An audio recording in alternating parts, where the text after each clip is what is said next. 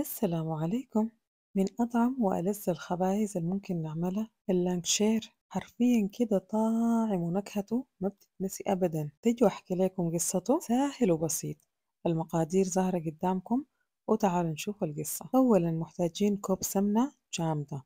لما نقول جامدة معناها طالعة من التلاجة، وده بكون قوامها. أنا عايشة في دولة جوها بارد شديد، فالسمنة بتجي من محل باردة. أما بالنسبة لكم حسب جوكم، إذا عايشين في بلد حار لازم تبردوها قبل الشغل. هنضيف لها نصف كوب سكر بودرة، وهنا ما بينفع نستخدم سكر عادي، لازم السكر يكون سكر بودرة. أول حاجة هنضرب المكونين ديل بمضرب الشبكة الكهربائي، ولازم نصل لقوام متجانس كريمي لونه فاتح. إذا ما في مضرب كهربائي ممكن عادي تستخدم مضرب شبك يدوي. بعد ما نصل للدرجة المطلوبة هنضيف البيض واحدة واحدة، بمعنى هنضيف البيضة الأولى نخليها تتجانس مع الخليط لغاية ما تختفي تماما، حتى بعد كده نضيف البيضة التانية. ولاحظتوا هنا أنا ضفت الفانيليا وضفت رشة الملح طوالي عشان يتجانسوا مع البيض مرة واحدة. وعشان ما ننسى في حاجة هنا مهمة، اللي هي درجة حرارة البيض لازم يكون طالع من التلاجة قبل الشغل في العجينة بفترة كافية. ما ينفع نجيبه من التلاجة وعلى طول نضيفه للخليط. البيض ما بنحتاج نضربه كتير، مجرد ما إنه اختفى من شكل العجين خلاص بعد كده بنوقف ونمشي للخطوة اللي بعديها. نسيب خليط المواد السائلة على جنبه ونجي للدقيق. هنضيف للدقيق نصف كوب من النشا. النشا هو الكورن فلاور يا جماعة. عليهم هنضيف ربع ملعقة صغيرة بيكنج باودر. نقلب الثلاثة مكونات دي مع بعض، بس مجرد تقليبة بسيطة لغاية ما الخليط كله يتجانس، وننزل بخليط الدقيق مباشرة على خليط المواد السائلة. وعشان العجينة تكون لكم ظابطة حاولوا تضيفوا الدقيق شوية شوية.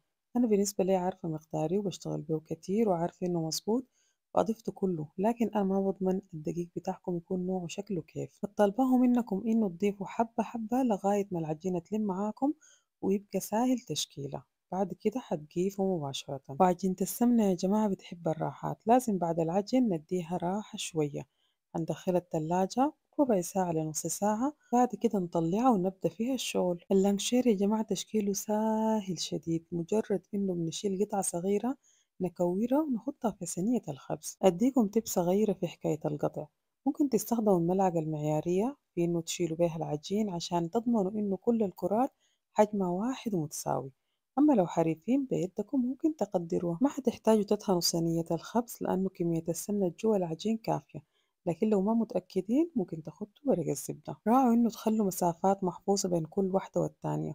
عموما اللانشير ما بيزيد وما بيتفرش، ما مفروض. أما لو العجينة فرشت معاكم يبقى المقادير بتاعتكم ما مظبوطة، أو تكونوا ما اتبعتوا الخطوات بدقة. جزء من العجينة شكلته بشكل طولي، ماما كانت بتعمله لنا كده. وبعد إكمال التشكيل طوالي على الفرن، نار هادية 160 درجة ما أكتر، ويكون مولع فقط من تحت. هو أصلا ما هياخد فترة طويلة في السوا، مجرد ما تلقوا السطح اتماسك من فوق وريحته طلعت خلاص هتطلعوه طوالي 20 دقيقة بالكتير 25 دقيقة. ولاحظوا لي درجة اللون من تحت بيكون شوية أشقر ومن فوق لونه أبيض، ما مفروض يحمر. يلا نجي للفقرة الأجمل على قلبي، وهي فقرة تزيين اللانشير. بالنسبة لنا اللانشير بتزين فقط بالمربى بعد شق نكهتها مع جوز الهند.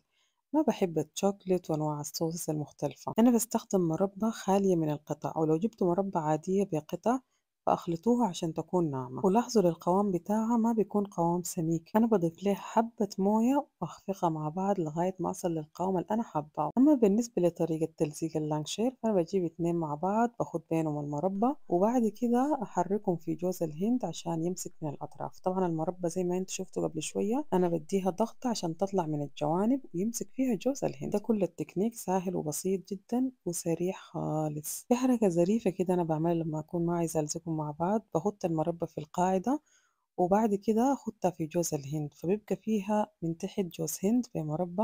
الحركة دي ظريفة وبتكونوا طلعتوا من الشكل التقليدي بتاع اللانشير لشكل مميز. إذا كمان انتم من عشاق الكاكاو ممكن من الأول تقسموا العجين نصين، تشيلوا من مقدار الدقيق الكلي زي ملعقتين كده برا وتستبدلوهم بكاكاو، وده ممكن تزينوه في الآخر بشوكولاتة أو حتى ممكن بمربى عادي زيه زي الأبيض. المهم التزيين والتشكيل ده ليكم فيه مطلق الحرية والخيار. وبعد ما تكملوا تشكيل كل الكمية حطوه في علبة وأقفلوه وأرفعوه بعيد. بعد كم يوم هتجوا تلقوا النكهات دي كلها اتشربت من بعض، هتلقوا اللانشير أخد طعم المربى وتشرب بيها تماما، وأخد طعم جوز الهند. باختصار حتستمتعوا، وكل ما قعد اللانكشير كل ما بقى طري وجميل. يلا جربوا الوصفة ووروني فيها رأيكم، ولو عندكم أي أسئلة أو أي استفسارات اكتبوها لي في الكومنت وأنا بإذن الله حاضرة. سلام.